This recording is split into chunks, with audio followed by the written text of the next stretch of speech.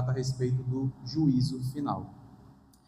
Não sei se todos os irmãos aqui presentes já olharam de relance ou mapearam um pouco a confissão de fé de Westminster.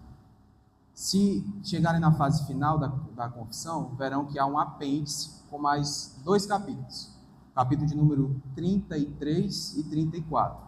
Capítulo de número 33, intitulado do Espírito Santo. E o 34, do amor de Deus e das missões. Por que a nossa revista não aborda e nem trata esses 2 capítulos? Porque a Igreja Presbiteriana não adota e nem subscreve este documento que contém a inclusão desses 2 capítulos. Nós apenas adotamos e subscrevemos o documento produzido lá em 1648 na Assembleia de Westminster, que contém apenas 32 capítulos. A inserção, a adição desses 2 capítulos se deu em 1903 pela PECUSA, a Igreja Presbiteriana dos Estados Unidos, em razão de alguns contextos missionários, em razão de algumas outras influências, que a Igreja Presbiteriana e a Igreja Presbiteriana Ortodoxa compreendeu que não havia necessidade de admitir a entrada desses 2 capítulos, porque já há um capítulo específico na Confissão de Fé que trata sobre o Espírito Santo, sobre a santificação, a regeneração, o agir e lavar e regenerador do Espírito Santo. Da mesma forma, sobre os decretos de Deus e a atividade missional da Igreja. Os capítulos que nós estudaremos hoje são capítulos curtos, bem sucintos. Cada capítulo tem 3 seções, o que seria equivalente a parágrafos, mas eles têm um conteúdo muito denso. Um conteúdo que a revista não traz e nem a própria Confissão de Fé traz. São questões aí que envolvem vários estudos que nós poderíamos estar ministrando aqui, mas pela limitação de tempo nós não poderemos. Porque esse conteúdo faz parte daquilo que nós chamamos de escatologia. Escatologia é o estudo das últimas coisas, daquilo que tem relação com o fim e do próximo e último retorno de Cristo, quando ele retornar ao mundo. E por ser um conteúdo muito denso e profundo, e nós temos limitação de tempo, a proposta de EBD de hoje é caminhar, viajar pelas principais controvérsias, dúvidas, questionamentos, a visão reformada a respeito desses eventos, e nós vamos estar nos aprofundando a respeito deles. Esse é um tema que desperta muita curiosidade, mas, sobretudo, temor e medo.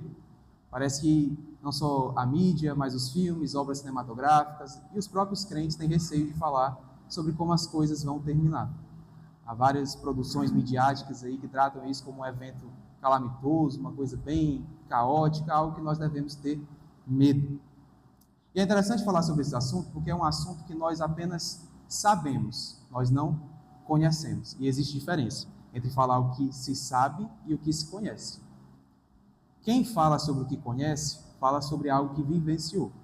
Quem fala o que sabe, fala de uma informação qualquer. Por exemplo, um jovem solteiro pode falar sobre casamento na condição de quem sabe, não de quem vivenciou. Porque ele não sabe os dilemas do casamento, não sabe a respeito das particularidades do casamento, do que é uma vida a 2. Mas ele pode falar com base em informações do que ele compreende que é casamento. Nenhum de nós aqui vivenciou morte, ressurreição, foi para o céu ou para o inferno, e quem foi não voltou para contar a história. Então são coisas que nós podemos falar apenas da perspectiva de quem ouve e escuta coisas a respeito dessas coisas. A boa notícia é que o texto bíblico nos incentiva e nos traz a obrigação de falar sobre esses temas. Não nos convida a falar somente sobre aquilo que nós conhecemos, mas também sobre aquilo que nós sabemos, porque ele nos faz saber. Por isso que eu peço que os irmãos, nesse momento, já pegando esse gancho, abram as suas Bíblias em Hebreus, no capítulo 6.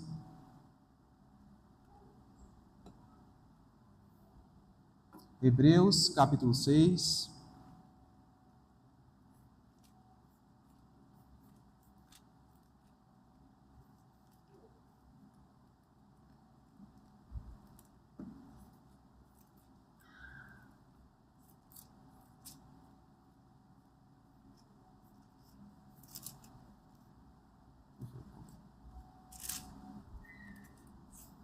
Versículos 1 a 2. Assim diz a palavra do Senhor. Por isso, pondo de parte os princípios elementares da doutrina de Cristo, deixemo-nos levar para o que é perfeito, não lançando de novo a base do arrependimento de obras mortas e da fé em Deus, o ensino de batismo e da imposição de mãos, da ressurreição dos mortos e do juízo eterno. Alguém que sabe o que é um princípio elementar? Alguém sabe o que é uma doutrina elementar? Joviano? Elementar, sendo dispensável? Você sabe o que significa, Hermes? É a base. O que o autor de Hebreus quer dizer aqui, na verdade, é o ABC cristão. É o básico. É aquilo que fundamenta a nossa visão de mundo, a nossa perspectiva de vida, a nossa fé. E ele trata os temas que nós trataremos hoje como questões elementares, questões que nós devemos já estar inteirados. Para quem ele escreveu esta carta, os seus destinatários, ele fala em um tom de advertência. Porque esses assuntos, imposição de mãos, ressurreição, juízo eterno, são coisas que todo crente, na fase inicial da sua conversão, já deve estar inteirado. Pois todas essas questões abrangem o básico e o principal do cristianismo. E, se de fato é algo elementar, e é algo que nós devemos ter conhecimento, então é muito importante que nós tenhamos esse estudo hoje. E antes de falar, os irmãos conseguem ver vagamente os slides? Não. Então, perfeito, eu vou de forma bem intuitiva falando aqui. É impossível falar sobre ressurreição, céu, inferno, sem antes falar da morte. A morte, ela se enquadra dentro do que nós chamamos de escatologia, dentro daquele estudo da escatologia individual. O que é a escatologia individual? Trata a respeito de questões mais íntimas, limitadas e pessoais. Morte e ressurreição. O outro estudo envolve escatologia geral, que envolve a questão da restauração cósmica, Nova Jerusalém, novo céu, nova terra, juízo eterno. E é interessante que nós não temos a cultura de falar sobre a morte. Nós, como crentes, sabemos que a morte é uma realidade, mas é uma realidade que nós gostamos, no nosso vocabulário, de evitar. Inclusive, o Brasil, ele é um dos países que tem uma cultura mais antitestamentária do mundo. O brasileiro não se prepara para morrer. Apenas durante e após o evento da pandemia, que houve uma crescente de buscas por testamentos. Porque a realidade da morte passou a ser uma coisa muito visível, palpável, né, sensível, ao redor de todas as pessoas. Mas no que a morte contribui para esse tipo de discussão? A morte também faz parte do processo de redenção de Deus para a humanidade. A morte, embora no fim de todas as coisas, como nós veremos mais à frente, ela vai ser aniquilada. Mas ela faz parte do processo de redenção no seguinte sentido. E é impossível falar dela sem recapitular o Éden. Todos lembram que Deus criou o homem para usufruir eternamente de comunhão e relacionamento com ele. O homem deveria ter prazer em relacionamento com Deus e servindo ao seu próximo. Quando o homem toma do fruto da árvore do conhecimento do bem e do mal, qual é o decreto que Deus dá para ele? Antes mesmo, Deus já adverte: se comerdes, certamente morrerá. E o que acontece de fato é isso. Há uma consequência cósmica não só de separação do homem para com Deus, mas também separação do homem para consigo mesmo. Porque Deus, quando cria o homem, ele cria o homem com dois elementos. É uma composição com dois elementos: alma e corpo. Ou espírito, chame alma de espírito. Na verdade, na tradição reformada, os dois termos significam a mesma coisa. O homem tem tanto materialidade, corpo, quanto imaterialidade, alma. O que é a morte? É a desordem nessa unidade. O homem que foi feito de forma perfeita e una, com a morte passa a ser divisível. Ele se separa do seu próprio corpo. De modo que a Escritura repetidamente fala: quando o homem morre, volta ao pó. Eclesiastes diz que sua alma volta para Deus. Então há uma separação, uma divisão como consequência do pecado. E o texto bíblico, para contrariar muito o nosso entendimento, ele incentiva essa discussão sobre a morte. Eclesiastes vai dizer que melhor é ir a uma casa onde há luto do que a uma casa onde há um banquete, pois naquela se vê o fim de todos os homens. E os vivos consideram. Então, por trás da morte existe uma pedagogia. A fatalidade da morte nos lembra da fragilidade da nossa vida. Por isso que o texto bíblico não escapa dessa discussão. E é bom que todos nós sempre busquemos nos aprofundar nela, porque lembra da nossa limitação. É o lembrete do Jardim do Éden. O ser humano não é soberano. A morte é o lembrete que ecoa que o ser humano não conseguiu a autossuficiência que um dia ele buscou, ao tentar se tornar a imagem e semelhança do Criador. E o que acontece após a morte? Aqui é um assunto que tem milênios de discussão. Como eu falei, ninguém voltou para contar a história. Só Cristo voltou, ele nos deu as informações, mas nem todo mundo acredita em Cristo. Então existe aqui, não existe nada pacificado, né? Existem várias divergências, corrente de pensamento, filosofia, religião, que acontecem após a morte. Os ateus acreditam, por eles terem uma visão que é chamada de materialista, que acredita só na matéria, quando o nosso corpo morre, cessa a existência. Morremos. Não há nada após a morte. Não existe uma realidade pós-morte. Os hindus têm uma visão de que há ciclos de reencarnação, muito parecido com os espíritas. Só que os hindus acreditam que as reencarnações podem acontecer em animais e objetos inanimados também. Os espíritas acreditam em ciclos de karma. Você acaba reencarnando em outro corpo, até é uma coisa que acontece ad eterno, né? Não existe um limite específico a respeito disso. A visão bíblica, baseada também no qual se baseia a Confissão de Fé de Westminster, diz outra coisa. Diz assim: os corpos dos homens, depois da morte, convertem-se em pó e vêm à corrupção.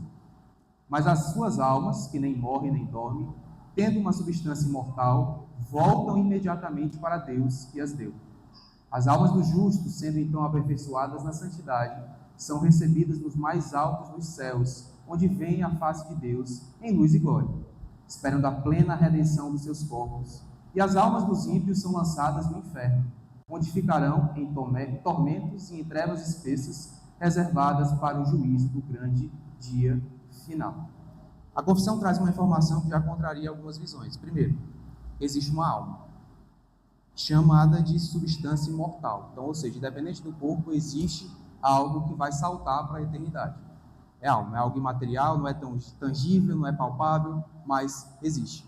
Então já contraria um pouco da visão ateísta, que não acredita nessa realidade pós-morte. Mas não só isso. Vejam que a confissão ela tem um cuidado de tratar de alguns tópicos sensíveis envolvendo a visão de outras religiões.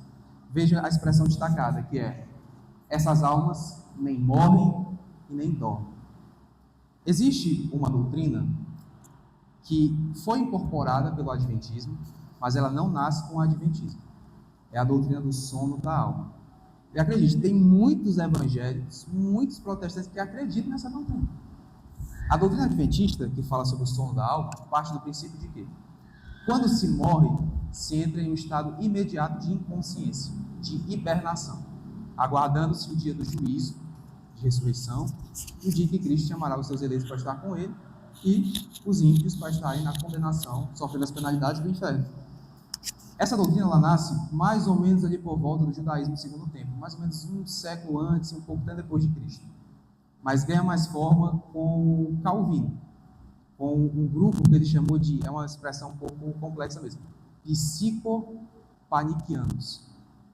É um grupo de pessoas, de crentes, que passaram a adotar umas visões bem controversas sobre a imortalidade da alma, que acreditavam que, quando se morre, não se vai diretamente ao céu. E eles se respaldam em várias declarações bíblicas. Por exemplo, quando Eclesiastes fala que os homens dormem quando morrem. Ou então quando Daniel fala que aqueles que dormem no pó da terra. Ou então quando o salmista diz que na sepultura não há quem te louve. Então, parte do princípio de que todas essas passagens dizem respeito a um estado de inconsciência pós-morte, onde os homens não sentem, não falam, não agem e não vivem. A Confissão de Fé, se respaldando no texto bíblico, diz: as almas não dormem nem morrem. Além de serem imortais, elas têm consciência após a morte. E acredito que nós temos algumas passagens bíblicas que eu vou pedir para dois irmãos lerem, que é Filipenses 1, 23, e eu peço que o outro irmão leia Lucas 23, 43. Essa é bem conhecida. Lucas 23, 43, e o irmão leia Filipenses 1, 23.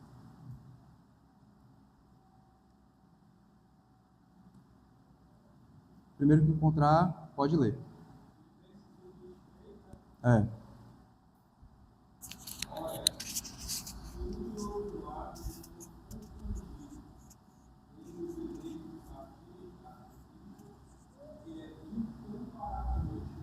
Veja. O outro pode ler também. Depois eu vou tecer alguns comentários.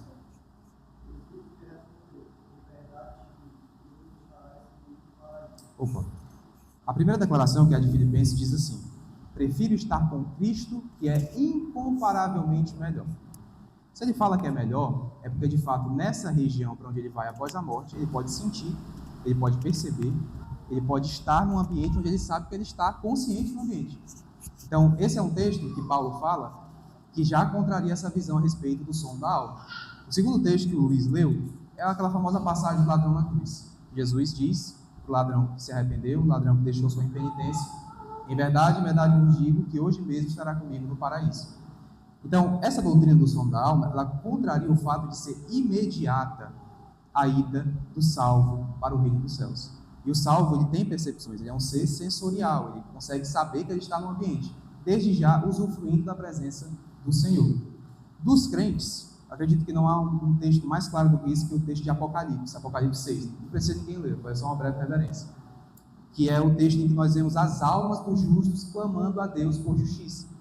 Até quando, Senhor, não vingará o nosso sangue? Almas martirizadas. Isso já na época de João, escrito há mais de 2000 anos. Então, as almas após a morte têm consciência, têm fala, porque não é possível que um morto, uma pessoa inexistente, não fale. Então, partindo desse princípio, nós vemos que de fato existe interação no mundo após a morte. Mas não somente... Pode falar, meu irmão. Eu tenho uma dúvida. Se o pessoal uns já são lançados no inferno e outros já estão lá com Deus, então o juízo vai ter um grande dia onde todo mundo vai ser julgado, onde cada um vai ver os seus pecados e tal, ou ele se segue após a morte? Nós veremos isso mais à frente, mas já antecipando a resposta à sua pergunta, sim, existe. No momento, quem morre já vai para o céu. E aqueles que já morreram já estão com o Senhor. No dia do juízo final, o que vai acontecer é a perfectibilização, a completação dessa obra. De modo que os ímpios, desta vez e permanentemente, que já estão no inferno, serão lançados no lago de fogo junto com Satanás e seus anjos. E os salvos irão eternamente agora, e nós vamos entrar nesse assunto daqui a pouco também, com a ressurreição do seu corpo, usufruir eternamente da presença de Deus. Então, quem está no inferno já está no inferno. O juízo final apenas ele vai trazer o fechamento a todas as coisas que nós vimos desde o início. Pode falar. É só uma contribuição. É uma espécie de proclamação da sentença, né? Isso. Exatamente. Exatamente. É como se no dia do juízo, nós também vamos ver isso mais na frente, os irmãos estão antecipando várias coisas aqui. Nós veremos que é como se fosse uma sentença sendo publicada. Já existe. Quando se morre, se passa por um juízo particular. Deus já entra no mérito se você vai para o céu ou para o inferno. É imediato. Porém, o juízo final, que é o grande tribunal de Deus, é onde ele irá exibir dois dos seus aspectos fundamentais: sua justiça sobre a vida dos ímpios e sua misericórdia. São os dois aspectos do ser de Deus que não são excludentes entre si, não se anulam, mas que se completam. Mas, e a expressão dormir em Cristo? O que os irmãos acham dessa expressão? Nós falamos sobre o som da alma, mas Paulo usa bastante essa expressão. O que os irmãos compreendem por dormir em Cristo? Joviano.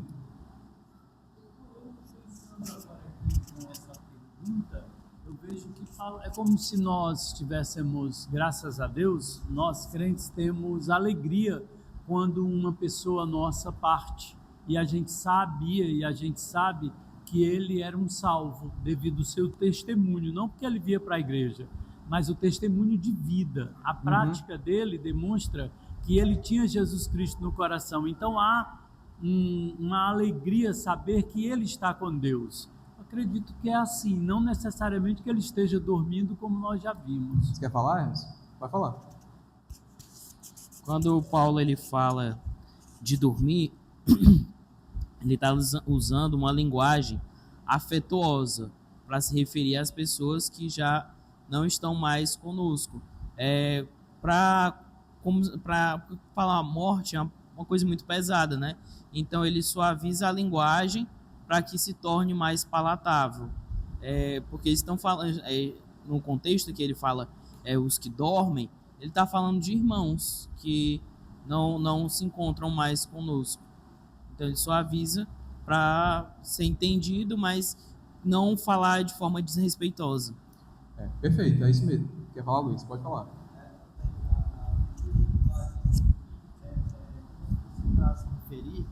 que aqueles que morreram em Cristo estão descansando em Cristo, não literalmente dormindo, mas descansando no reino de Deus, somente com a alma, aguardando o dia do juízo final. Perfeito, é isso mesmo. Essa expressão dormir também aparece muito no Antigo Testamento, especial no livro de Eclesiastes. Mas quando ela aparece tanto no Antigo quanto no Novo Testamento, significa que aquela pessoa, os irmãos trouxeram excelentes complementos, deixou de existir neste mundo. Deixou de existir, é como se fosse realmente um eufemismo, para usar uma extensão do que o Hermes falou, é como se fosse uma expressão mais branda, né? Ele falou expressão afetuosa, né? Expressão mais branda, mais suave, porque de fato aqueles que, se nós compreendemos que a vida eterna é conhecer a Deus e a Jesus Cristo a quem Ele enviou, o justo nunca morre. Partindo desse princípio, os justos nunca morrem. Então é por isso que quando cessa a existência aqui, a palavra utilizada é dormir, não perecer ou morrer de uma forma um pouco mais radical.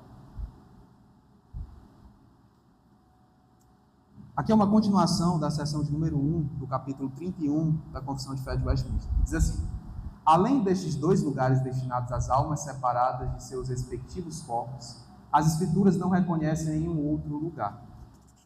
A Confissão de Fé, ela foi redigida em um contexto também que nós não podemos desprezar, que é o histórico. Então, quando muitos desses capítulos foram redigidos, eles tiveram preocupação, os teólogos que fizeram parte da Assembleia de Westminster, de contrariar uma série de doutrinas. Nós já vimos uma ainda há pouco. Aqui, eles se dignaram a falar um pouco mais sobre algumas doutrinas do catolicismo romano. Veja que eles falam de forma bem categórica. A Escritura não reconhece qualquer outro lugar. Você quer falar, Samuel? Os anglicanos também creem no purgatório. Também creem no purgatório, né? Até os anglicanos. E a Confissão de Fé também se dignou a tratar desse assunto. Por quê? Porque existe dentro da teologia os anglicanos... os anglicanos são... nós chamamos de crentes também, né? De irmãos, né? Que fazem parte de uma denominação que faz parte do protestantismo também. Só que a compreensão dos anglicanos sobre a Bíblia é uma coisa um pouco confusa, é uma coisa meio sincrética. É algo que flerta com o protestantismo, tem características do protestantismo, mas também traz muita coisa do catolicismo romano. Não à toa, as igrejas reformadas, por várias vezes, entraram em desavenças com os anglicanos, justamente por não haver muitas vezes uma compreensão sadia a respeito de doutrinas bíblicas. Samuel citou uma, né, que é a respeito da doutrina do purgatório, que eles acreditam. Resumindo, eles tentaram se reformar e ficaram no meio do caminho. Exatamente. O irmão Hermes falou que eles tentaram se reformar e ficaram no meio do caminho. Quer falar, Wesley? Não? E a Confissão de Fé, ela bate diretamente, primeiramente, em umas 3 doutrinas. Né? Eu consegui identificar do purgatório, porque é bem mais evidente, mas há 2 também em especial. Porque na teologia existe um termo chamado estado intermediário. O que é o estado intermediário? É como se fosse um limbo, é como se fosse um estágio entre o céu e o inferno, que se convencionou dentro da Igreja Católica Romana como o purgatório, a doutrina do purgatório. E essa foi uma doutrina que não é recente. Ela nasceu por meio de um arquiteto intelectual, que foi o Papa Gregório Magno I, lá por volta do século VI depois de Cristo, que usou a expressão purgatoris ignis numa das suas obras, que significa fogo purgatorial. Ele nunca chegou a usar a expressão purgatório propriamente dito, mas ele chegou a usar essa expressão no seguinte contexto, até porque alguns pais da igreja chegaram a acreditar também que de fato existia aí um meio intermediário entre o céu e o inferno, como se fosse esse purgatório. E ele chegou a usar essa expressão no seguinte contexto: os salvos que morrem em estado de graça, os salvos não são ímpios. Há pessoas que acreditam que os ímpios vão para o purgatório. Não. A Igreja Católica Romana acredita que vão para o purgatório aqueles que morrem em estado de graça, porém não estão puros o suficiente para entrar no céu. Então, o purgatório é o local onde ocorrem as chamadas penas temporais. É preciso que as almas para lá destinadas paguem uma certa quantidade de penas, paguem uma penitência, para uma vez paga essa penitência, subir aos céus. São faltas que eles chamam de faltas leves, não são aqueles pecados graves, envolvendo imoralidade sexual, adultério, nada do tipo. São pecados que eles chamam de pecados veniais, que as almas lá no purgatório precisam pagar para depois subir. Esse Papa também elaborou o conceito que nós conhecemos hoje, uma prática católica da missa do sétimo dia.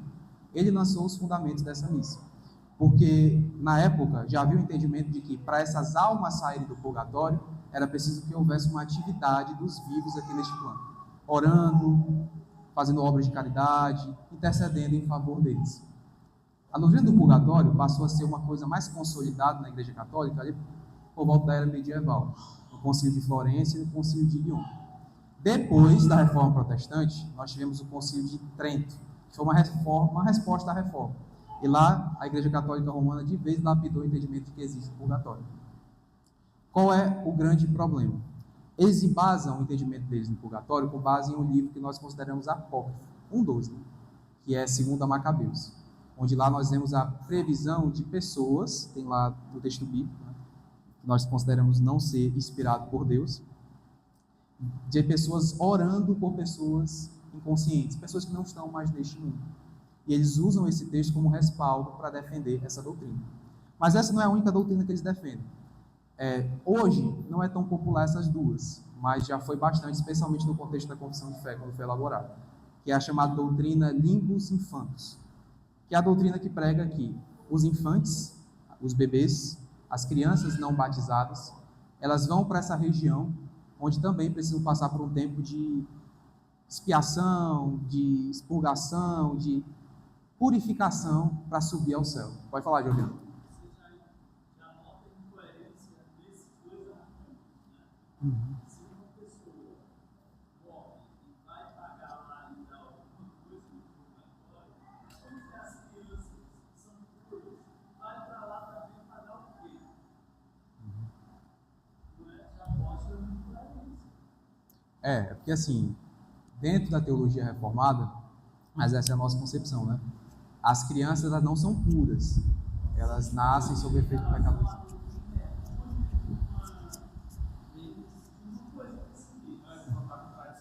Os próprios católicos entre si, né? Mas, Para poder pagar, né? mas para o catolicismo romano e também para a parte do protestantismo, as crianças elas nascem sob o pecado original. Sim. Então, o batismo, ele limpa o pecado original. Sim. Então, no caso, as crianças que vão para isso na doutrina católica, né? Eles estão sendo coerentes com a incoerência. Sim. Na doutrina católica, eles vão para o inferno porque não tiveram seu pecado original expurgado pelo batismo. Sim, Entendeu? exatamente. Então, não é bem pureza.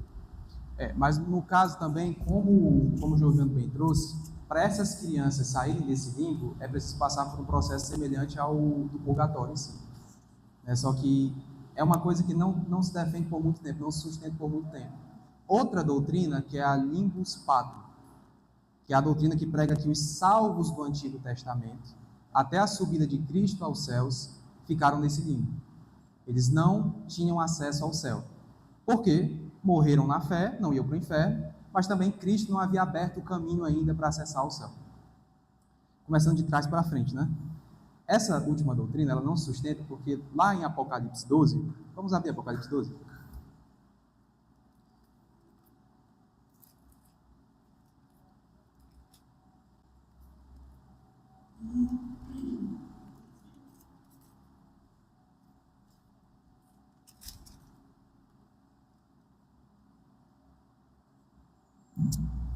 Apocalipse 12.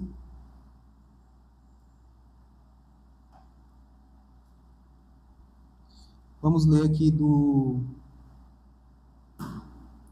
versículo 10 ao 12. Então ouvi grande voz do céu proclamando: agora veio a salvação, o poder, o reino do nosso Deus e a autoridade do seu Cristo, pois foi expulso o acusador de nossos irmãos, o mesmo que os acusa de dia e de noite diante do nosso Deus. Eles, pois, o venceram por causa do sangue do Cordeiro e por causa da palavra do testemunho que deram, e mesmo em face da morte, não amaram a própria vida. Por isso festejai, ó céus, e vós, os que nele habitais. Ai da terra e do mar, pois o diabo desceu até vós, cheio de grande cólera, sabendo que pouco tempo lhe resta. Essa passagem, ela é curioso que o livro de Apocalipse tem essa característica, né? Ele nunca segue uma narrativa linear. Então, no capítulo 6 fala uma coisa, no 12 fala outra, uma que já aconteceu há milênios, uma que ainda vai acontecer. E esse é um evento que envolve a subida, a ascensão de Jesus para o céu. Quando Jesus sobe ao céu, nós vemos a peleja de Satanás com os seus anjos contra o exército de Deus. E é aí que Satanás é expulso, Cristo venceu na cruz, então há essa festa no céu. Em Apocalipse 6, nós já vimos que há pessoas no céu com consciência, almas que falam e clamam a Deus. Essa é uma festa de comemoração, de pessoas que dizem assim, se foi o acusador da nossa alma. Quem é que está falando isso? Não são os salvos? Não são os eleitos?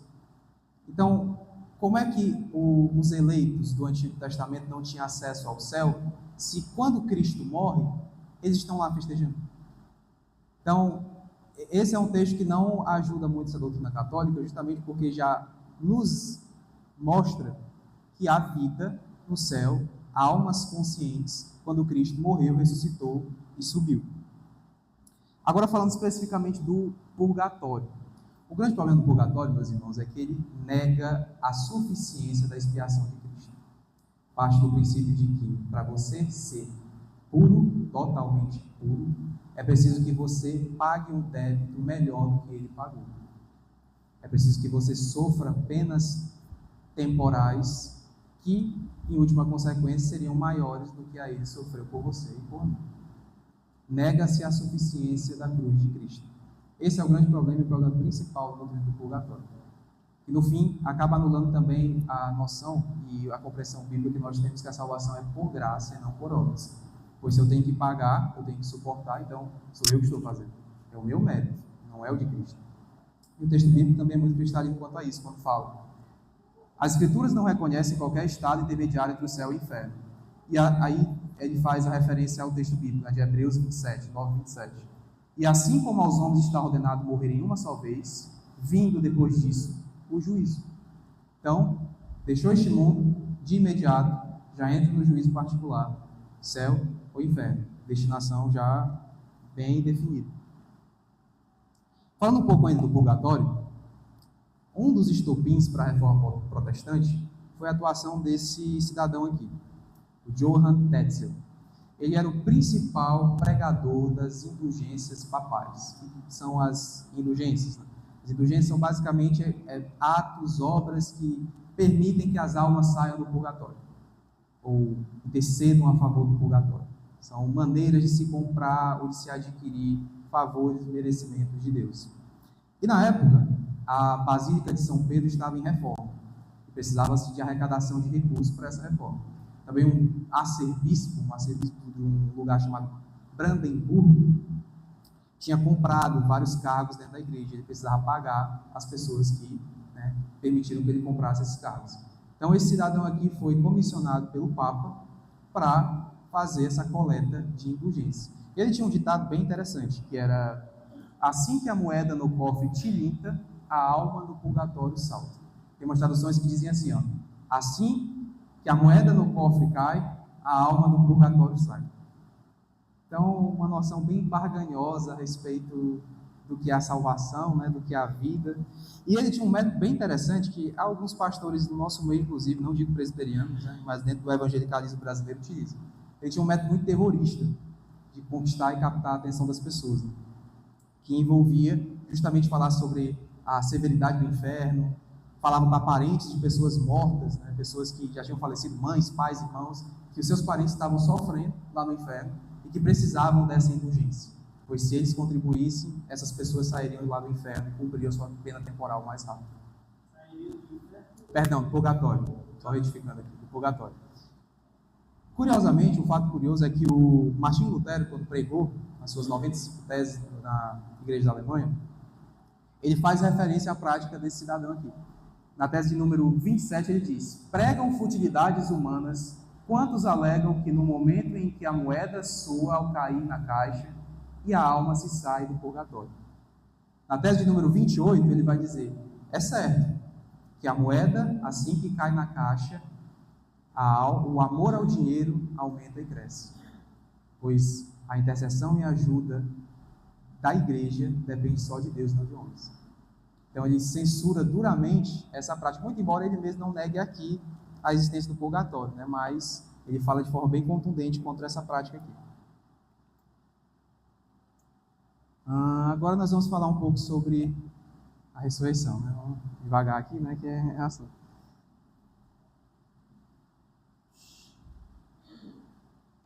É forte, viu?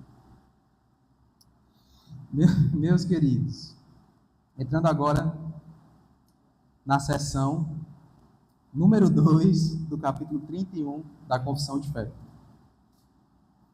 que diz: no último dia, os que estiverem vivos não morrerão, mas serão mudados. Todos os mortos serão ressuscitados com os seus mesmos corpos, e não outros, posto que com qualidades diferentes, e ficarão reunidos as suas almas para sempre. Os corpos dos injustos serão, pelo poder de Cristo, ressuscitados para a desonra. Os corpos dos justos serão, pelo seu Espírito, ressuscitados para a honra e para serem semelhantes ao próprio corpo glorioso dele.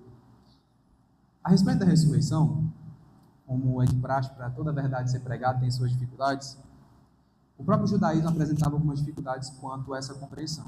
Então, no Novo Testamento, nós vemos Jesus falando com dois grupos judaicos bem destacados, são os fariseus e os saduceus. Os saduceus negavam a ressurreição. Os fariseus acreditavam na ressurreição só dos justos, não dos ímpios. Mas o texto bíblico, ele nos diz que tanto os ímpios quanto os justos ressuscitam. Não é somente os justos que são agraciados com essa questão da ressurreição. Os ímpios também são, mas não para fins de graça, mas para fins de própria condenação. E por que é importante falar sobre a ressurreição? Eu não acredito que também os irmãos conhecem os episódios envolvendo a primeira epístola do apóstolo João, em que ele fala sobre um grupo, né, ele não menciona diretamente, mas nós vemos algumas dificuldades. Um grupo que negava a importância da matéria no processo de redenção. Tanto que ele diz de forma bem categórica: aquele que nega que Cristo Jesus veio em corpo, nele habita o Espírito de Cristo. Porque os gnósticos, que é esse grupo, eles vinham de uma cultura mais grega que negava a existência de que a matéria tinha importância no mundo após a morte. Mas o tópico da ressurreição traz o entendimento contrário. Não é somente a sua alma que é redimida e regenerada.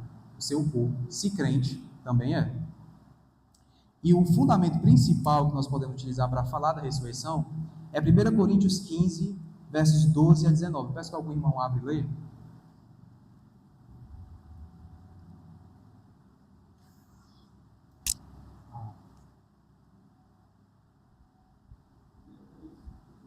Primeira Coríntios 15, 12 a 19.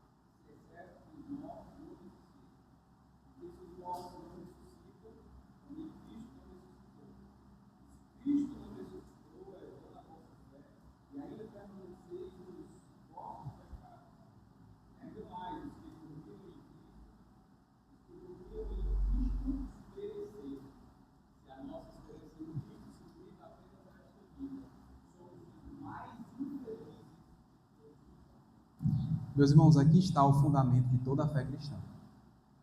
Todo o cristianismo depende da historicidade, da veracidade, da certeza deste fato. Acreditar na ressurreição de Cristo, para o crente, não é matéria de opção, é obrigação.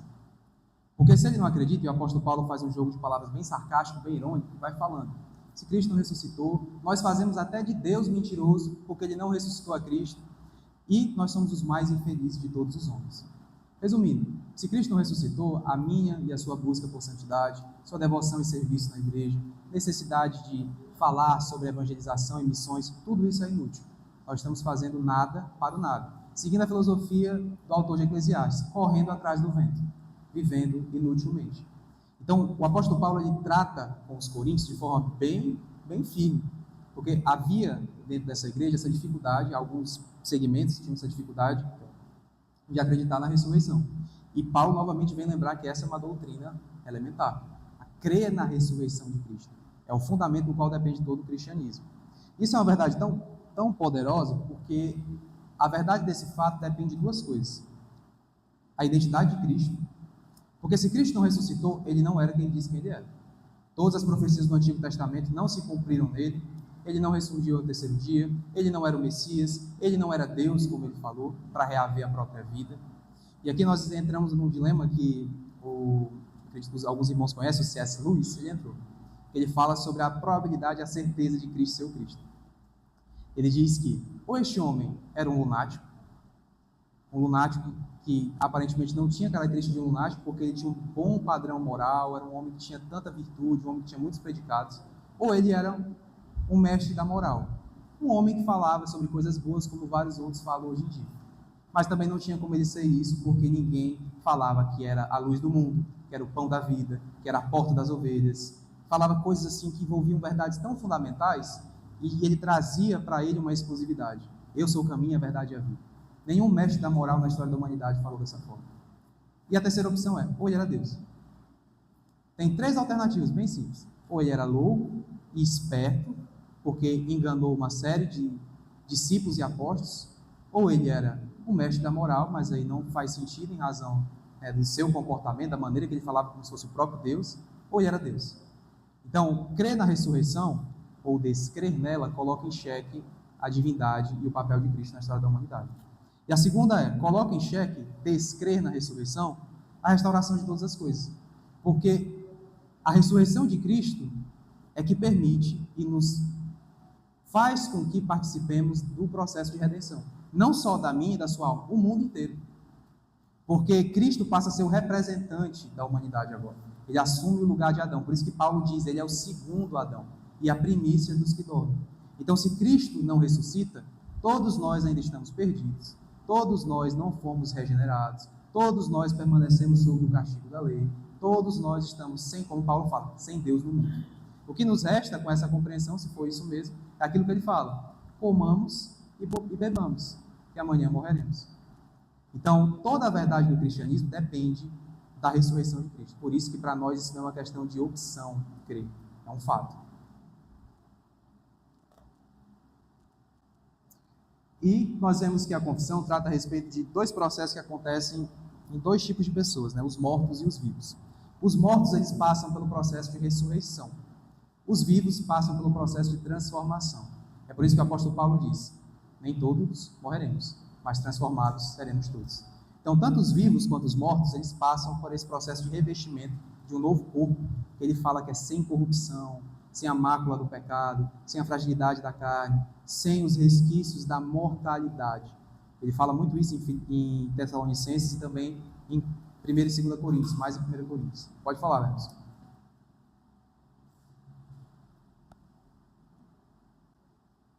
Não sei, Você fala. É interessante quando ele fala fragilidade, porque às vezes muitas pessoas, e até durante muito tempo eu acreditei que nosso corpo ia ficar e a gente ia em espírito, né? Mas na verdade a nossa carne vai ser transformada, né? A nossa matéria vai ser aperfeiçoada. Sim, exatamente. É o que ele fala, na verdade a confissão de fé fala sobre as almas e os corpos dos justos serem aperfeiçoadas na mais alta santidade. Então aqueles que morrem em Cristo, eles passam por esse processo de revestimento. E por que isso é importante? Porque o corpo também tem um papel na história da redenção. O apóstolo Paulo ele trata isso de forma majestosa com os coríntios, quando ele vai falar sobre pecados sexuais. Ele usa uma linguagem muito dura e muito direta, que é quando ele vai falar assim, vós tornastes o corpo de Cristo membros de prostituta. Então, quando se comete pecado sexual, quando se comete algum pecado contra o corpo, é contra o corpo que Cristo redimiu e que ele habita que nós estamos pecando. Por isso que ele dá uma ênfase no pecado do corpo, ter uma gravidade, uma severidade maior. Porque, lembra o que eu falei no início? Quando o homem peca e sofre a penalidade da queda, ocorre uma desunião. Antes ele, que era matéria e espírito, juntos se dividem. De modo que quando ele morre, ele vai para o pó e a alma volta para Deus. A ressurreição do corpo é a restauração desse processo. Por isso que os vivos, sejam crentes ou descrentes, no final, aqueles que já morreram, na verdade, ressuscitam. E aqueles que estão vivos também passarão pelo processo de transformação, porque eles também precisam participar dessa união, já que Cristo agora ele é o que Paulo chama de segundo Adão. Cristo agora é o nosso representante. Então, a ressurreição do corpo participa do processo de restauração da ordem de Deus para a humanidade. E é por isso que nós, meus irmãos, não podemos vender por tão pouco o corpo que foi comprado por alto preço.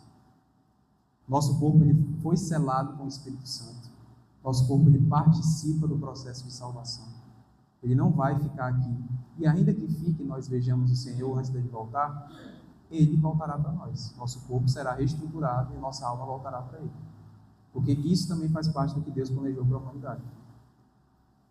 A ressurreição de Cristo ela é a reversão do decreto condenatório do Éden. Então, se Deus diz, certamente morrereis, Cristo, com a ressurreição, diz, certamente agora vivereis. É Deus restaurando a unidade do homem. Aí tem uma pergunta: por que que os justos morrem se Cristo já morreu por seus pecados? Nós já não temos vida? Por que que nós morremos então? Hã? Sim. Mas se nós já usufruímos, né, da promessa de salvação de vida eterna, por que que o nosso corpo ainda perece? À semelhança dos injustos. Porque os injustos também morrem. Por causa do pecado. É o que é chamado na teologia, né, nós parcialmente, temporariamente usufruímos de algumas coisas da redenção. A comunhão com o Espírito Santo, o relacionamento com Deus, mas essa obra ainda não é completa. Então, o Catecismo Maior, inclusive, vai responder essa pergunta de uma forma muito boa. E vai dizer assim, faz essa pergunta, né? A morte sendo o estipêndio é uma palavra chique para dizer salário. A morte sendo o estipêndio do pecado, por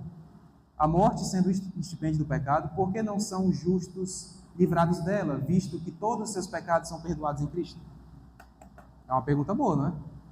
Cristo já não pagou? Então, em certo sentido, não faria tanto sentido, né?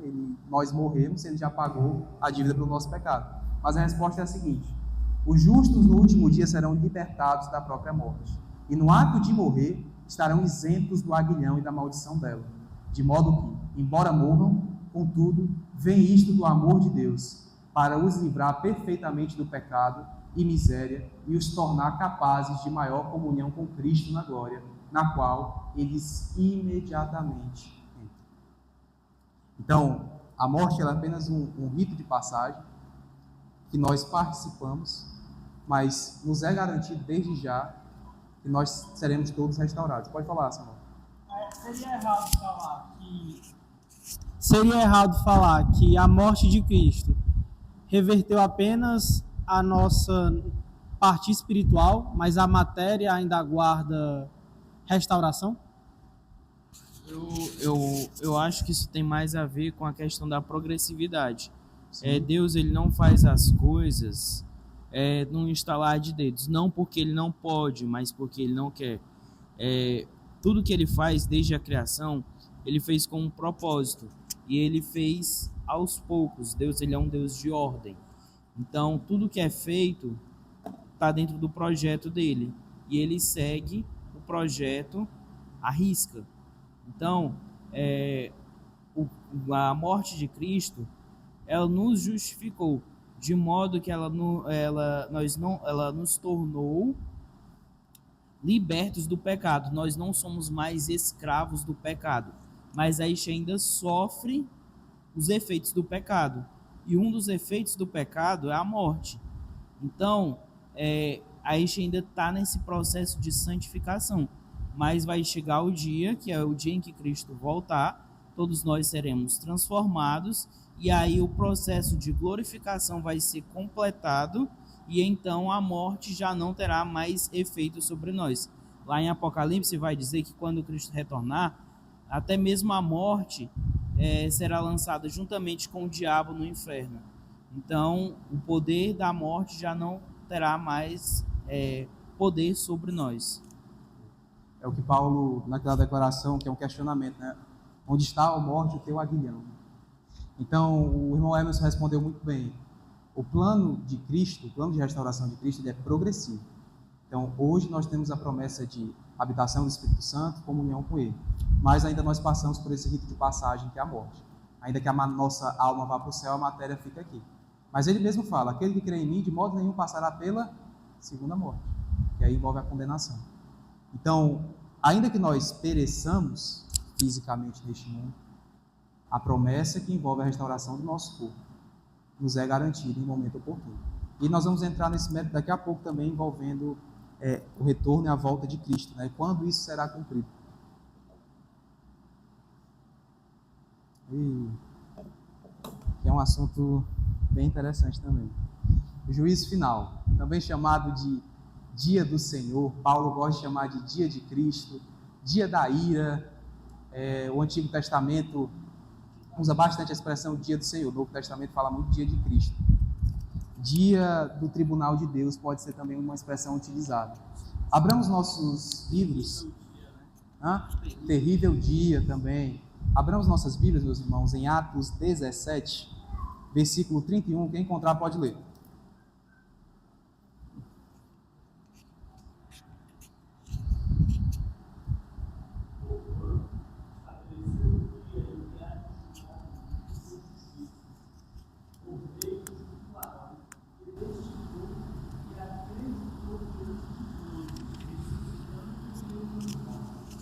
Perfeito.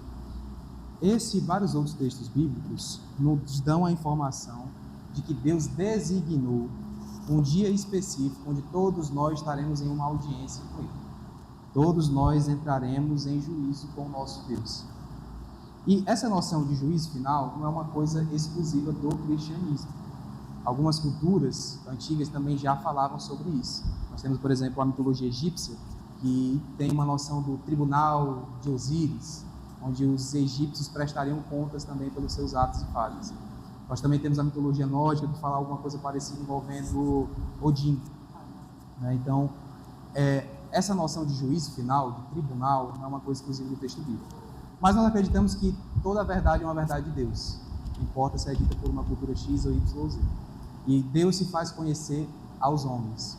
Então, a sensação de que nós prestamos conta a alguém no fim da nossa vida é algo que o próprio Deus colocou no nosso coração, como também nós veremos mais à frente. Paulo ele trata isso de maneira bem simples quando ele fala sobre o homem ter conhecimento de Deus, mas que pela sua rebeldia ele reprime esse conhecimento e retém para viver em pecado e iniquidade.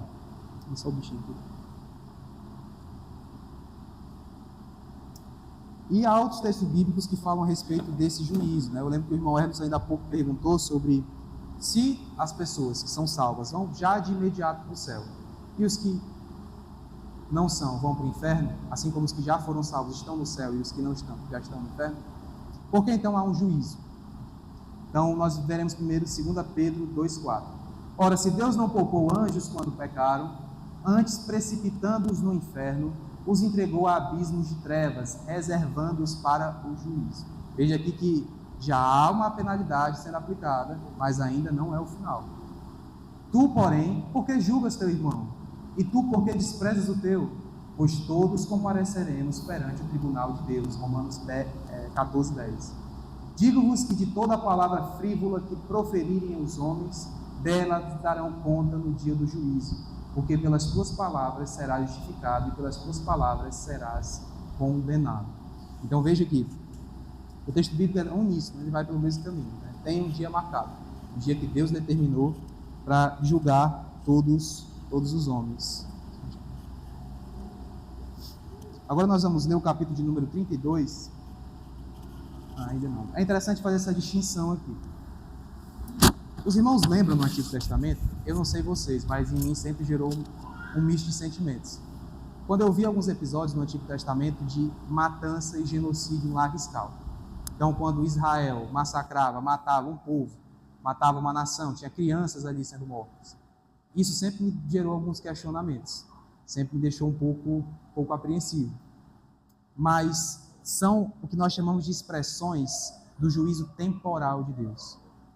Todos os juízos do Antigo Testamento que nós vemos, e aqui Judas vai fazer uma referência a isso, nós vemos que são proto-juízos do juízo maior. São pequenos exemplares do que vai acontecer no final. Então, a devastação de povos, nações, tribos, era Deus mostrando para o ser humano, não só executando o juízo desde já na vida daquelas pessoas que eram ímpias, descrentes, perversas e idólatras, mas mostrando para o ser humano que um dia haveria um julgamento, mas não dessa vez contra uma nação, povo ou língua, mas dessa vez o julgamento contra o mundo.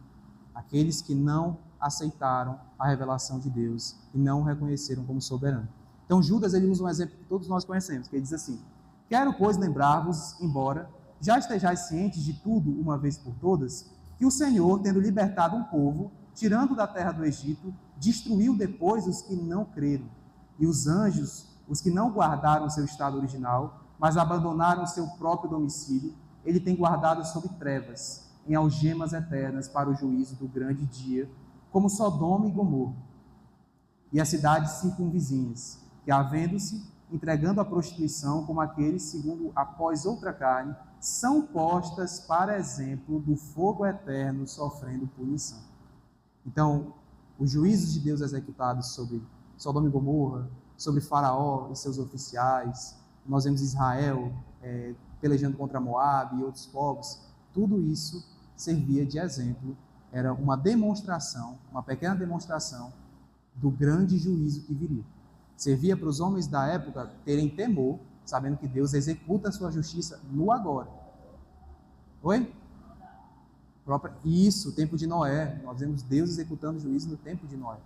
Então, ele executa já temporalmente, mas ainda haverá um juízo eterno que será executado. Agora vamos ler o capítulo 32, que é intitulado Juízo Final, seção número 1 da Confissão de Fé de Westminster. Você consegue ler, pastor? Pode ler, por favor. Deus já determinou o dia em que, segundo a justiça, há de julgar o mundo por Jesus Cristo, a quem foram pelo Pai entregues o poder e o juízo. Nesse dia não somente serão julgados os anjos apóstatas, mas também todas as pessoas que tiverem vivido sobre a terra comparecerão ante o tribunal de Cristo, a fim de darem conta dos seus pensamentos, palavras e obras e receberem o galardão segundo o que tiverem feito, bom ou mal, estando no corpo. Nós vemos então que não só os descrentes, mas os crentes também são julgados. Tanto um como o outro comparecem no tribunal de Deus. Uma grande controvérsia que surge é o seguinte: veja que a confissão ela reproduz uma expressão que existe no texto bíblico. Todos serão julgados, menciona a palavra obras. Nós vemos em Apocalipse que aparece isso, quando vai falar sobre o julgamento final. E todos foram julgados de acordo com as suas obras. Então, peraí. Como reformados, nós não acreditamos que a salvação é por graça? Galardão, mas Apocalipse não usa a palavra galardão. E vários outros textos também não usam. Fala que o julgamento é por obra. Cristo também falou ainda há pouco na passagem que nós usamos. Ele fala que vocês darão conta de cada palavra, pensamento que deram diante dos homens. Então, peraí. Então é por obras o julgamento?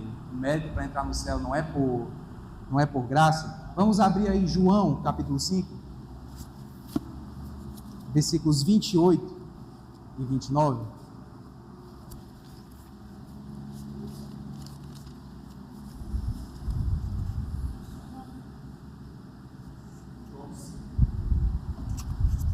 Só é João, não é Davi não.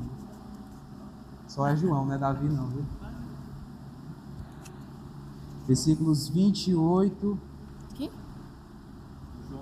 a 29, assim diz o texto bíblico. Não vos maravilheis disto, porque vem a hora em que todos os que se acham nos túmulos ouvirão a sua voz e sairão. Os que tiverem feito o bem, para a ressurreição da vida. E os que tiverem praticado o mal, para a ressurreição do juízo. Espera aí, praticar, feito, isso não é obra, não? E aí, como é que fica essa questão? Não é por graça, não é por meio da fé que tem a salvação? Então, como é que nós vamos ser julgados por obras e feitos? Tem alguma coisa errada aí. A Bíblia está se contradizendo, Gioviano? A salvação é pela graça. Salvação pela graça e pelas obras? Não, a salvação é pela graça, o Pode juízo é falar. pelas obras. Não, não tem contradição aí. Pode falar, Luiz. São o quê? São justificados em Cristo? Você pode elaborar um pouco melhor? A questão lá de Tiago é sobre a fé sem obras é mortas. Todas as nossas obras, sendo justificadas em Cristo, elas são consideradas obras boas com Deus, por causa de Cristo, que é alguém eterno e que por causa dele nós podemos fazer boas obras e ter uma harmonia com Deus em relação às obras. Bom, ótimo. Feitura dele. Criados em Cristo Jesus para as boas obras, as quais Deus de antemão preparou para que andássemos nelas. Quer falar, Samuel? Não, eu tenho uma dúvida, que é o seguinte, quando fala que as nossas obras são justificadas, isso quer dizer que aquilo que eu faço de mal é justificado, então Deus estaria aceitando uma obra má, ou eu vou fazer coisas boas e, portanto, eu vou atingir um padrão ok? Pronto. Eu posso responder? Pode falar. Não, querido. Você quer usar o microfone? Chega? Será que chega? Eu chego mais bem. Não sei se tá funcionando também. É porque assim, ó, comumente é utilizado no texto bíblico a questão de provar. Então as nossas obras, elas vão ser provadas pelo fogo, né? Durante o juízo. As nossas obras sem Cristo, elas são trapos de imundícia. Elas não servem de nada. Mas em Cristo, as nossas obras, elas serão utilizadas não para nos absolver dos nossos pecados, mas elas serão provadas pelo fogo e nos servirão de galardão. Isso para os justos, né? Já para os justos, os injustos, eles já estão condenados, não passa de palha, serão queimados e nada serve. Mas também tem um detalhe, que tem um texto bíblico em que ele fala a respeito da salvação, e a pessoa, ela também não vai ter obras, justamente porque as obras que elas fizeram não foram aprovadas. Então aí a gente tem uma questão de discussão com relação a essas obras. Tem obras que sim serão aprovadas, serão avaliadas, nos servirão de galardão, mas também existem aquelas que não serão aprovadas e mesmo assim a pessoa será salva, não por conta daquilo que ela produziu, mas por conta do mérito de Cristo na cruz. A pessoa vai ser salva, mas ela não vai ter obras para apresentar. Pronto, perfeito. Eu consigo falar aqui para não escutar. O interessante é que quando a Bíblia fala sobre salvação pelas obras, literalmente todos nós somos salvos pelas obras. Porque Romanos 5 vai falar que a obra de um só homem trouxe salvação a justos. Então a salvação é pela obra, só que não é nossa. Sim. Salvação é pela obra de Cristo Jesus. É uma vez que ele faz essa obra, e aí o que deveria ser em desobediência para nós se torna em obediência, e aí pelas obras de Cristo nós podemos fazer boas obras, mas a salvação é pela obra. Só que a única obra que é capaz de salvar é a obediência de um homem, que é Cristo Não é a Jesus. nossa obra, né? Exatamente. Que aí, quando a gente fala sobre isso, normalmente se pede um versículo prova, né? Eu quero que a Bíblia me mostre isso. Aí o versículo é Romanos 5, 19. Porque como pela desobediência de um só homem, muitos se tornaram pecadores. Assim também, pelo meio da obediência de um só homem, muitos se tornarão justos. Então a salvação em si é pelas obras, só que é somente de Cristo. Perfeito. Meus irmãos, tem um... Quer falar, Thaís? Pode falar.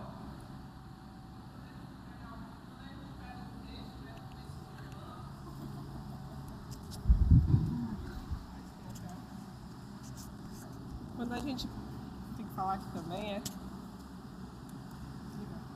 Quando a gente... Isso aqui tá funcionando, não. Quando a gente pega um texto também, como esse de João... Tá bom. Quando a gente pega um texto começo de João, também é interessante a gente olhar o contexto, né? Que boas obras são essas que ele está falando. Porque anteriormente, a esse versículo, ele diz: aqueles que ouvirem a minha voz viverão. Então, as boas obras que ele está se referindo aqui, não é as boas obras de, eu vou ajudar um necessitado, eu vou não sei o que. As boas obras que ele fala aqui é a de crer em Cristo, de ouvir a voz do Senhor e aí atender ao chamado. Perfeito. Rapaz, vocês estão tudo afiados, né? Melhor vocês virem dar aula. Mas perfeito. Ótimas colocações de todos vocês. Tem um texto, esse é muito conhecido, mas que entra nessa problemática que nós estamos tratando. Eu vou ler, eu peço que os irmãos só escutem. Quando vier o Filho do Homem na sua majestade, e todos os anjos com ele, então se assentará no trono da sua glória. E todas as nações serão reunidas em sua presença, e ele se separará uns dos outros, como o pastor separa dos cabritos as ovelhas. E porá as ovelhas à sua direita, mas os cabritos à esquerda. Então dirá o rei aos que estiverem à sua direita: vinde, benditos de meu Pai, entrai na posse do reino que vos está preparado desde a fundação do mundo. Porque tive fome e me destes de comer, tive sede e me destes de beber, era forasteiro e me hospedastes, estava nu e me vestistes, enfermo e me visitastes, preso e fostes ver-me. Então perguntarão os justos: Senhor, quando foi que te vimos com fome e te demos de comer, ou com sede e te demos de beber? E quando te vimos forasteiro e te hospedamos, ou nu e te vestimos? E quando te vimos enfermo ou preso e te fomos visitar? O rei respondendo lhes dirá: em verdade vos afirmo que sempre que o fizestes a um destes meus pequeninos irmãos, a mim fizestes. O texto fala também sobre fazer, sobre obras, né? E esse é um texto que traz essa problemática justamente para a discussão que nós estamos tratando. Espera aí, então, aqueles que vão para o reino, Jesus está falando assim, porque vocês vão entrar no reino porque tive fome, deste de comer, estive nu, vestiste, estive preso. Então, ações, obras. Mas, meus irmãos, por trás desse texto aqui existe um claro entendimento que é também doutrina elementar. Boa expressão da graça que habita em nós. Obras são expressões externas de uma realidade interna. Nesse texto nós vemos inclusive que inicia com Cristo falando: vinde para o reino que vos está preparado. Então foi Deus quem preparou. Não foi nenhum homem que fez alguma coisa, foi Deus quem preparou desde antes da fundação do mundo. E nós vemos que as ovelhas aqui, que eu acredito que somos todos nós nesse momento, estaremos lá, perguntam a Cristo: quando foi que nós fizemos isso? Quando foi que nós fizemos isso a ti? Quando foi que fizemos essas obras? Isso acontece e existe um espanto, uma surpresa por parte dos eleitos, porque aquele que vive para Cristo entende que não pode comprar a sua salvação por obras. As obras são só consequência da graça que habita em nós, são apenas expressão disso. E a fé que habita no nosso coração dita as obras que nós teremos. É um atestado da nossa espiritualidade. Então, por isso que Jesus entra numa problemática com os fariseus: raça de víboras, como podeis vós falar coisas boas sendo maus? Porque de quem é mau se espera e se obtém o que é mau. Árvore boa dá fruto bom, árvore má, fruto mau. Então é uma questão de realidade interna. Você só faz aquilo no exterior com base naquilo que habita no seu interior. Se é o Espírito Santo, então ele vai produzir boas obras, vai produzir atos de caridade, vai produzir aquilo que exala o bom perfume de Cristo. Isso é consequência na vida de todo crente. É consequência, isso não é questão de opção. Então, se você é fiel e crente no Senhor Jesus, você obrigatoriamente terá boas obras. O que está cheio o coração. Exatamente. Exatamente. Calvino fala uma coisa muito interessante, que ele diz assim: só a fé que justifica. Mas a fé que justifica não está sozinha. Tem as obras. As obras servem para dar testemunho a respeito da salvação que habita no nosso coração. São também testemunho do crente. É a prova de que ele é crente. As obras são a prova de que ele é crente. Então, se não tiver boas obras, tem alguma coisa errada aí. E então nós conseguimos resolver alguma dúvida sobre essa questão das obras, se é por graça, se é por obra. Alguém tem alguma dúvida, alguma contribuição? Tudo certo?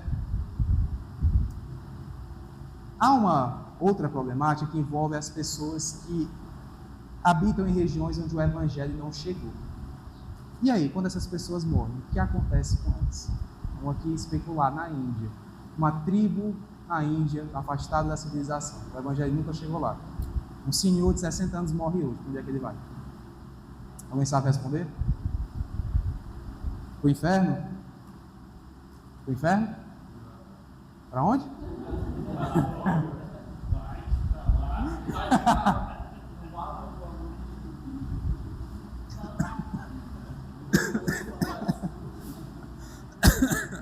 Pode falar, meu.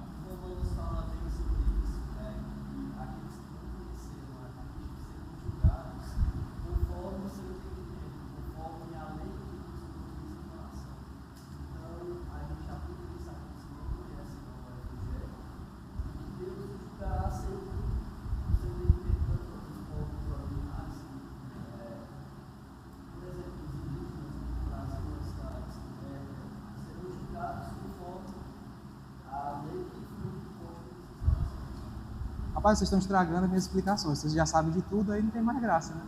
Mas, perfeito, Luiz. É isso, é exatamente isso. Pronto, o Luiz falou o seguinte. Ele disse que, eu uso a expressão pagãos aí, né? As pessoas que também estão em civilizações distantes, onde o evangelho não chegou. Para onde essas pessoas vão após a sua morte? O Luiz citou Romanos, que é o melhor texto para tratar a respeito desse assunto. Romanos vai trazer a declaração de que o homem, como eu mencionei há pouco, dentro do seu coração, ele tem a lei de Deus. O Eclesiastes vai dizer que Deus colocou a eternidade no coração do homem. Então, o homem sabe que Deus existe. O homem sabe que há céu e inferno. O que ele faz com esse entendimento? Ele reprime. E a partir dessa repressão, ele acaba se enveredando, indo para outras religiões, ou vira ateu, ou serve a si mesmo. No fim, ele rejeita Deus, mesmo sabendo que Deus existe. Não é uma questão de desconhecimento ou ignorância. Embora nós acreditemos que o Evangelho é a revelação especial de Deus que leva à salvação, todos nós nascemos com isso, com essa lei impressa no nosso coração. Essas pessoas distantes vão ser julgadas de acordo com essa lei, porque atualmente elas reprimem e retêm a verdade do Evangelho, como diz o apóstolo Paulo, em injustiça.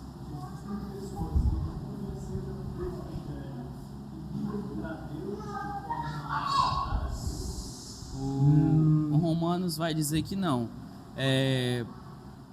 Porque se a gente for olhar lá no Salmo 19, vai dizer que os céus proclamam a glória de Deus, né? Ao dizer que um dia discursa outro dia. E aí em Romanos, o apóstolo Paulo ele vai dizer que o ser humano é inexcusável, porque ele, além da lei que habita nele mesmo, como o Luiz disse, ele também tem a natureza que revela a glória de Deus para ele.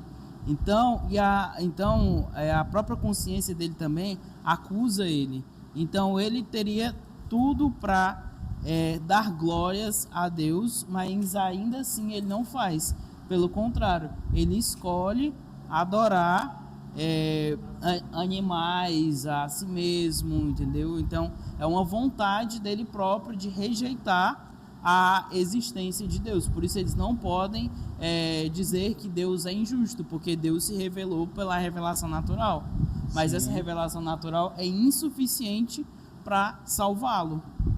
Isso, exatamente. Romanos 2, fazer só essa contribuição, Romanos 2,14 diz assim: quando, pois, os gentios, que é sobre o que estamos falando aqui, que não têm lei, procedem, por natureza de conformidade com a lei, não tendo lei, servem eles de lei para si mesmos. Estes mostram a norma da lei gravada no seu coração, testemunhando-lhes também a consciência e os seus pensamentos mutuamente, acusando-se ou defendendo-se. No dia em que Deus, por meio de Jesus Cristo, julgar os segredos dos homens de conformidade com o meu evangelho. Então, os distantes, os gentios, eles são julgados de acordo com essa lei. Se o evangelho não chegou lá, isso não foi injustiça de Deus, porque o homem já nasce com esse conhecimento embutido, inculcado no seu coração. E mesmo assim ele opta deliberadamente, propositalmente, por rejeitar Deus no seu coração. Ele sabe, como o Hermes falou, quando ele falou da revelação natural, só explicando, que Deus se manifesta na sua criação. Ele se faz conhecer para a humanidade. Porém, a humanidade rejeita isso por rebeldia e impenitência. Meus queridos, é chegado o nosso momento. Nós ainda veríamos sobre a outra sessão, veríamos sobre a doutrina do inferno, mas, finalizando aqui... Não. Aí, finalizando aqui, falando sobre a ressurreição e a volta de Cristo, né? Que é onde a confissão de fé termina. Nós temos um problema muito grande nos nossos meios, né? Que são os crentes apocalípticos. É o crente metido a escrutinar, a procurar cumprimento de profecia. Quem é o anticristo? É o Lula? É o Trump? É o Macron? É o Papa? É um tipo, né? Mas não é o final. Não é o final. Mas é o crente que quer ver cumprimento profético. Quer ver, não, veja as inundações aqui, esse problema de enchente no Rio Grande do Sul, veja o fim dos tempos, está se cumprindo. O grande problema dessas pessoas é que geralmente elas só são sensacionalistas. Elas vivem falando, Jesus está voltando, Jesus vai voltar, está perto de Jesus voltar, mas não se fazem uma pergunta: eu estou pronto para subir com Jesus? Jesus voltando hoje, eu subo junto com Ele? Eu estaria pronto para ouvir servo bom e fiel? Ou será que eu ouviria aparta-te de mim? Eu acho que o grande problema é quando você vive dessa maneira, apenas por curiosidade, apenas por sensacionalismo, você acaba se tornando negligente com a sua própria espiritualidade. A doutrina da morte, da ressurreição, do juízo final deve servir para duas coisas na nossa vida. A primeira é que há consolo e esperança para nós. Nossa vida não termina aqui. Aprove a Deus entrar na história para resgatar pecadores falhos e caídos como você e como eu.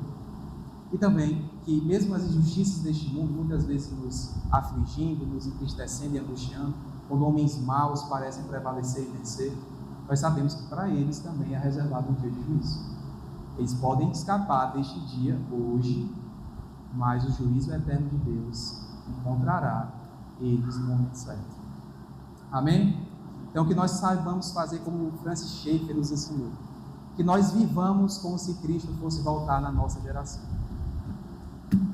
É isso, cadê o superintendente? Está aqui.